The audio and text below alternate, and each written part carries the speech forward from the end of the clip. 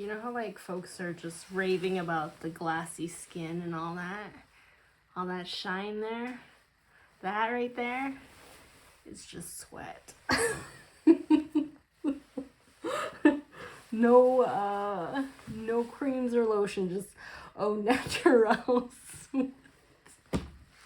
Anyways, okay, serious talk. Been thinking about this topic all day. Now, I don't even know how to start. This is what happens. I sit down, I get ready to start a video, and then I'm at a loss for words.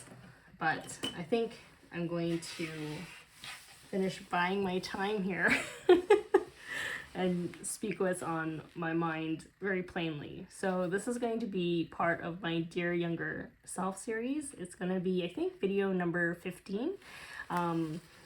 And I wish somebody told me this when I was younger, which was that just because like somebody triggers you or somebody does something that kind of makes you feel an emotion in terms of a trigger, because triggers are fundamentally neutral, right? So emotions come up because of these triggers, and we get to decide how we deal with those emotions. And I used to think when I was younger that if I was a fully healed person, I could sit next to somebody who may have caused me a lot of trauma and pain and like all those horrible things. And if I was fully healed, that would mean that I was so patient and that I was always seeing them through the eyes of love, and that I could just not be triggered, and I could sit and talk to them and like be around them and be patient with them. No, I want you to, if you think like that, I need you to take that thought out of your mind forever, okay? Because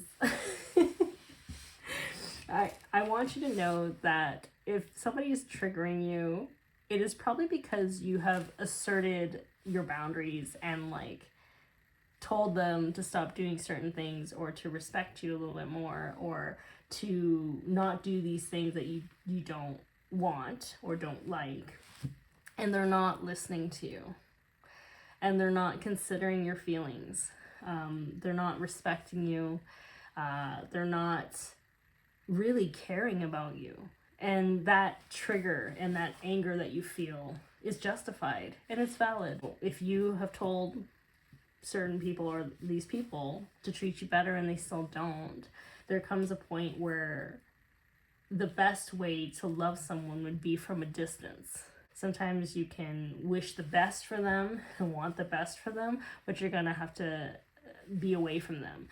You can be fully healed and still not allow someone to have access into your life. You can be fully healed and still get annoyed and angry if somebody is being disrespectful to you. In fact, it is normal to feel that way, because it means that you have learned to love yourself enough to put yourself first, and to also have your boundaries and to be strong about that. And it can be difficult, especially if, let's say, these people that are doing this are people that are supposed to love you. Like, let's say your parents are like that, or your guardian, or your family's like that. Some people's partners, right? And they're not able to be the person that you want them to be. Like, you see them a certain way and you see the potential for them, but yet they're still not choosing to take accountability for their actions and for the pain that they're causing. So how I want to say this is that sometimes if you find yourself, for instance, in a situation, let's say you're dealing with someone who, when you assert your boundaries, they deny, they gaslight you, they make you feel guilty for having boundaries, which is abusive in and of itself, and they make it all about you. Many times, when children, our inner child, when we grow up, we try to make sense of it by almost blaming ourselves or taking on that burden on our own. So we think that we did something wrong. So a lot of times that unhealed trauma continues on in our adulthood. And so many times, if you're in those situations, a lot of times you might overthink about it. You might be very hyper vigilant, right? And you pay attention to like facial cues and all this, and perhaps there's a part of you that wants to think, oh, what did I say? What did they say? And analyze the situation. Maybe I should have said this. Maybe, maybe I took this wrong, all that stuff. And what you're doing is you are taking on their work. You're taking on that emotional and mental labor that person should be doing on their own. You somehow decided, whether willingly or not willingly, okay, this is an awkward moment, this confrontation here. I have to now solve it. When really, maybe it's not yours to solve, This happens a lot when we deal with people who don't take accountability or responsibility for their actions, and especially if you grew up in that type of household or around people like that. Because many times as children we needed to survive, so a lot of times we tend to adapt. We have to dim our voice, dim our light, toe the line in order to survive, because growing up in, let's say, a household like that as a kid, you can't go anywhere. You need shelter, you need warmth and food, and we've been so conditioned to believe that the people that take care of us are like gods. So again, before I continue, I am not a psychologist. I just analyze things a lot, and I look at patterns. So I feel like many times people don't realize this, but you're actually taking on the work that somebody else should be doing. And then you're left disappointed because that person is not going to change. So you're actually compromising yourself every time you're around that person, because you're always going to be the one that has to be patient. You're always going to be the one to have to consider them, think about them, their feelings, work around them, and be more compassionate, more forgiving.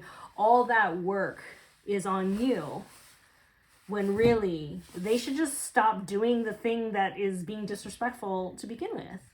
And again, maybe they have shame in terms of never wanting to admit they did anything wrong, because some people don't even want to even admit to that because they have so much shame. But again, that's not yours. You can try to understand this person as well. And that's another thing. Understanding someone and their traumas and why they behave the way that they do. That is also you doing a lot of mental labor, to which they should be looking at for themselves. You know what I'm saying? So anyways, this video is really for people who are in that situation or have grown up in that situation. And, if I could go back in time and tell my younger self to just stop taking on the work of other people because they don't want to take accountability, that is not your job. That is not your job.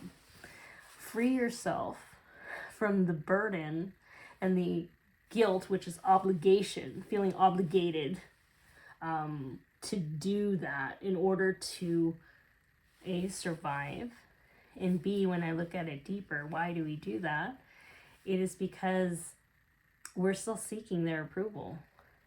Like, if I change something about me, if I understand more, if I'm more patient, they will be more accepting, they will understand, they will see me, they will hear me, they will know what's important to me, and they will change their behavior, because then they will see my worth and they will be willing to change their behavior. That's basically what the inner child is screaming to say. And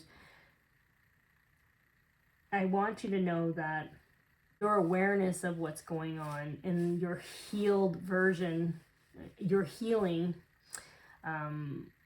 you become the protective parent to which you needed that your parents couldn't be.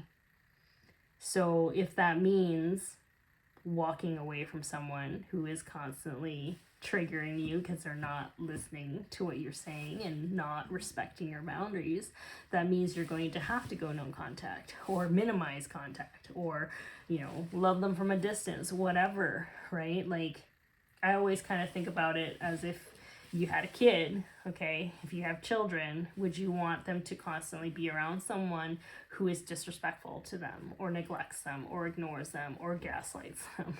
Like, now that you know what that feels like, would you allow your kid to go through that? And many times people will be like, no. So I don't want you to feel bad when you put boundaries up to people who you can still love and know that they are not good for you.